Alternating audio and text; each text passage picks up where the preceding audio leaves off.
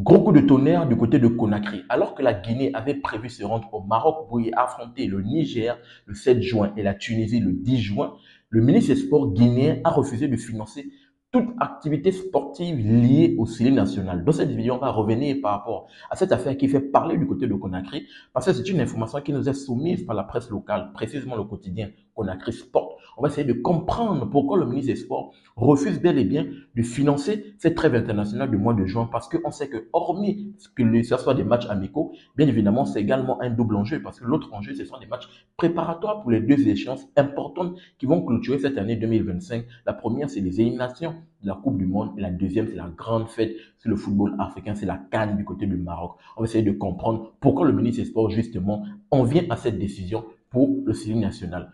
Salut les gars, salut les amis. J'espère que vous allez bien. Vous l'aurez compris, on continue toujours notre actualité autour du football africain. Et là, on va du côté de la Guinée pour parler du CELI national. Malheureusement, cette équipe guinéenne qui ne participera pas à cette trêve de ce mois de juin. Comme annoncé, comme vous pouvez le constater sur la chaîne, j'ai lancé les listes de pas mal d'équipes et le CELI national, malheureusement, qui avait déjà prévu ces deux matchs qui s'étaient arrangés avec ces deux nations, Niger et Tunisie, pour ce mois de juin. Malheureusement, le ministre des Sports a dit niet.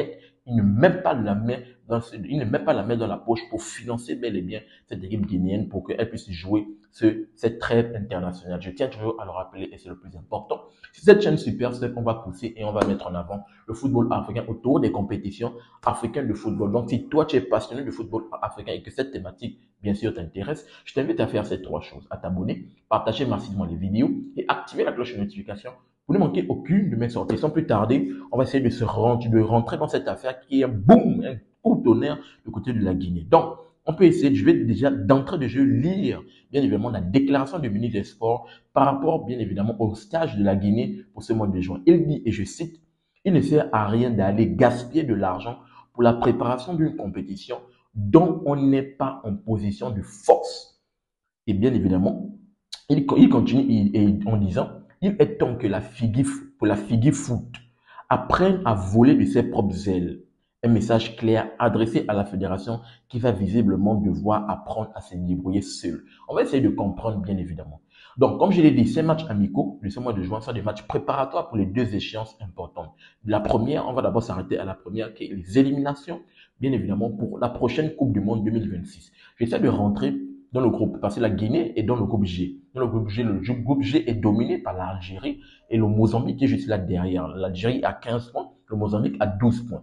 La Guinée se retrouve à la 5e place avant-dernière du groupe, avant la Somalie se retrouve à 7 points. Donc, on peut bel et bien voir que le ministre des Sports, pour l'instant, il a raison. Parce qu'il voit que dans ce groupe, pour les préparations de la prochaine Coupe du Monde, on peut voir que dans ce groupe, malheureusement, la Guinée est en position de faiblesse. La Guinée ne peut même pas décrocher son ticket de qualification pour le mondial lorsqu'on essaie de voir cette équipe algérienne qui est bien partie. Et pire encore, le Mozambique qui est la deuxième parce qu'on sait qu'on repêche les quatre meilleurs deuxièmes qui doivent jouer les playoffs. Donc, on peut voir que bel et bien le ministre des Sports a raison de dire que ça va être de l'argent gaspillé en mettant de la main sur la patte, en mettant la main dans les poches pour financer. Ça, c'est de 1. De 2, il y a la grande fête sur le continent, la CAN qui est du côté du Maroc au mois de décembre. Et là encore, la Guinée, pour les éliminations, CAN, ils ne se sont pas qualifiés. La Guinée ne sera pas présente à la grande fête sur le continent. Donc, je comprends bien évidemment le ministre des Sports qui dit qu'il refuse de mettre la main dans la poche pour financer,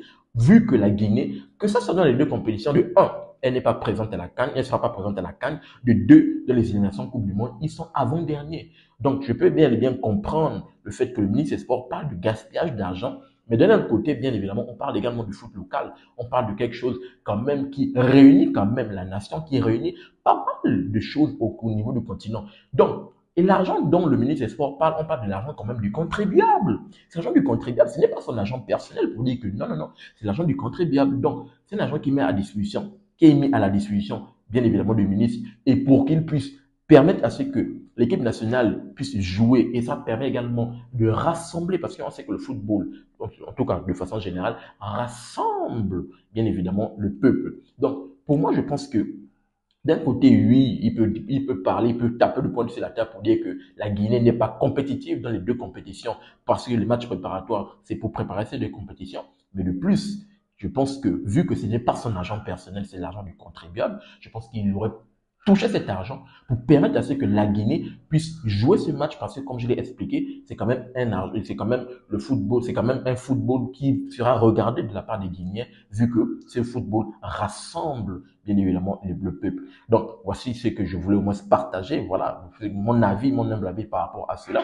Et je vais essayer d'aller un peu plus loin par rapport à la déclaration toujours du ministre des Sports, parce qu'il a dit un peu plus loin dans sa déclaration, il a dit l'argent, il a dit que la Guinée va se concentrer bien évidemment sur le CHAN qui arrive très prochainement, qui va se diriger, qui va se jouer du côté du Kenya, de la Tanzanie et de l'Ouganda, qui est prévu pour le 2 au 30 août. Il a dit qu'il préfère mettre de l'argent précisément dans la compétition pour le CHAN, pour les Guinéens, pour l'équipe A-Prime, parce qu'on sait que bien évidemment le CHAN, c'est pour les joueurs qui évoluent sur le continent. Donc, je comprends également la démarche, bien sûr, je reviens toujours par rapport à cela, pour dire que je comprends la démarche du ministre des Sports guinéen par rapport à cela. Mais comme je l'ai rappelé, d'un côté, oui, je comprends, mais d'un autre, je ne comprends pas parce que ce n'est pas son argent personnel, c'est l'argent du contribuable.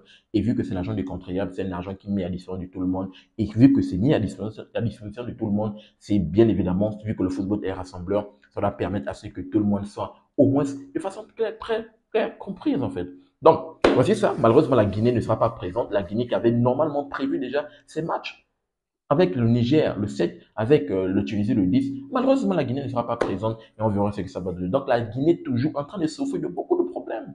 Parce que depuis le départ de Kabadera, ils ont amené ça, la Guinée actuellement est instable dans son football. Et pourtant, ils avaient affiché un très bon visage pendant la dernière CAN du côté de la Côte d'Ivoire, vu qu'ils avaient franchi ce plafond de verre. Ils n'avaient jamais atteint les stages de quart de finale. Ils ont pu le faire. Mais là, ils ne montrent pas de belles choses. Ils enchaînent des problèmes toujours extra-sportifs avec sa fédération, avec les coachs. Et pour le moment, ça ne va pas du côté du football guinéen. Donnez-moi votre analyse et votre lecture dans les commentaires par rapport, bien évidemment, à la déclaration du ministre des Sports qui refuse de financer le stage de ce mois de juin pour l'équipe guinéenne. Comprenez-vous, bien sûr, son raisonnement. Je vous attends dans les commentaires pour avoir votre analyse et votre opinion.